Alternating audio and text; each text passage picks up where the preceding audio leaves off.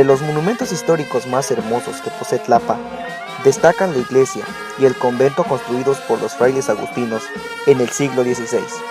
En su interior es posible encontrar obras de arte sacro, tales como imágenes, esculturas y óleos. Sobresale por su belleza la imagen de Cristo crucificado, que los lugareños llaman Señor del Nicho. Maravillosamente conservada, es objeto de veneración cada 23 de octubre. La historia de la iglesia y el convento agustinos se empiezan a escribir a mediados de 1533, en que los frailes agustinos, fray Jerónimo de San Esteban y fray Jorge Ávila, llegaron a la región estableciéndose en Tlapa, en donde en 1534 levantaron una capilla en honor a su santo patrón, San Agustín.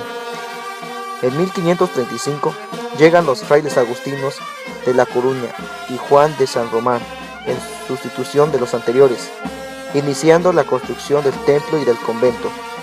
Este se terminó en 1537, siendo vicario fray Juan Bautista de Moya, quien permanece en la zona hasta 1545.